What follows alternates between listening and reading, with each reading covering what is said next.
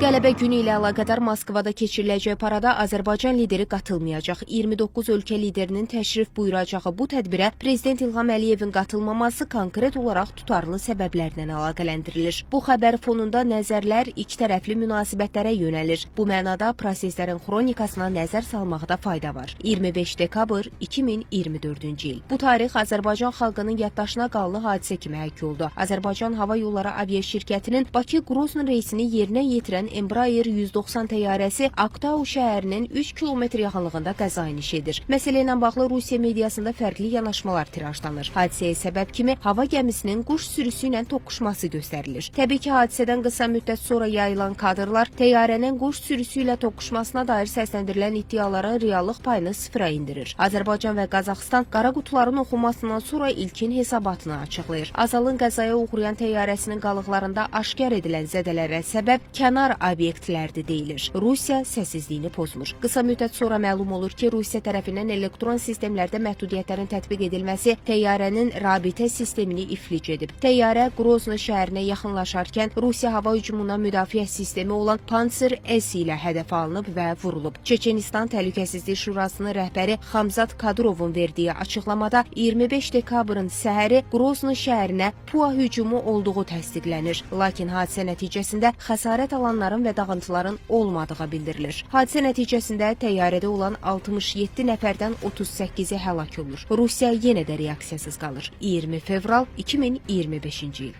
Cari ilin müvafiq dövründə bir sıra media resurslarımıza qarşı kiber hücumlar həyata keçirilir. Bu dəfəki hücumlara əvvəlkilərdən fərqləndirən tətbiq edilən vasitələr və hücumun miqyası idi. Hər şey düşünülmüş və dəqiqliklə həyata keçirilmişdi. İlkin araşdırmalar zamanı məlum oldu ki, ondan çox aparıcı media resursumuza qarşı əlaqələndirilmiş formada siyasi motivli kiber hücumlar həyata keçirilib. Geniş araşdırmalar aparılır, mənbə də təyin edilir. Ancaq qarşı tərəfin səssizliyi yenə də davam edir. 4 may 2025-ci il. Azərbaycan nümayəndə heyəti Bakıdan Moskvaya yola düşür. Rusiyanın dəvəti və Abşeron rayon icra hakimiyyətinin təşkilatçılığı ilə heyət ümumilli lider Heydər Əliyevin anadan olmasının il dönümü ilə əlaqədar tədbirlərdə iştirak etmək üçün Həştərxan vilayətinə səfərə yollanır. Bu zaman deputat Azər Badamov Moskvada hava limanında saxlanılır. Ona Həştərxan reysinə minməyə icazə verilmir. Səbəblər açıqlanmır. Rusiyadan açıqlama gəlmir. Bütün bunlar dövlət başçısının Moskva səfərinin ləğvi səbəblərinin qısa ştrixlərini çəkir. Azərbaycan prezidenti Cənab İlham Əliyevin Moskvaya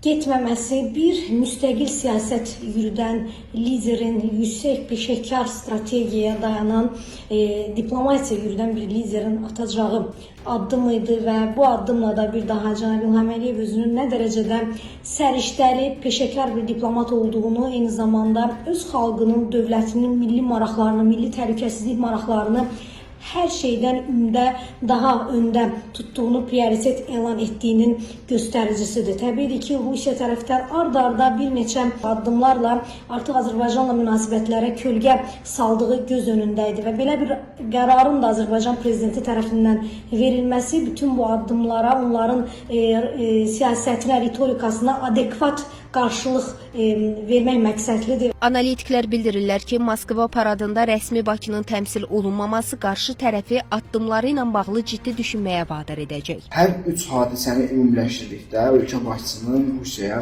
səfər etməməsi tamamilə haqlı və yerində bir addım idi.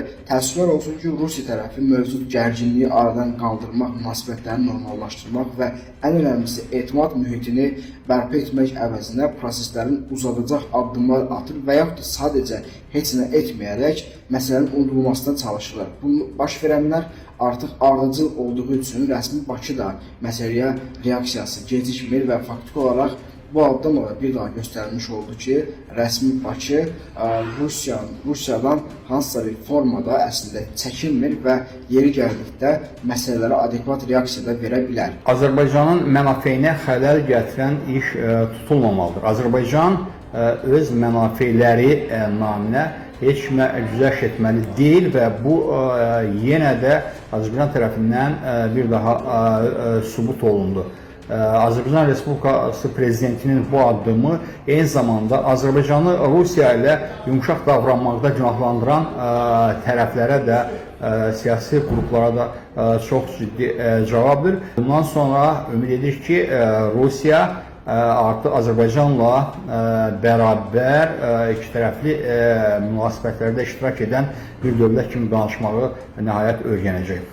Proseslərin gedişatı rəsmi Moskvadan açıqlama verilməsini kritik və zəruri edir. İndiki şəraitdə Kremlin susqunluğunu davam etdirməsi ikitərəfli münasibətlərə etinasızlıq olmaqla yanaşı, həm də hörmətsizlik kimi xarakterizə oluna bilər. Zeynəb Mirzəyeva, Real.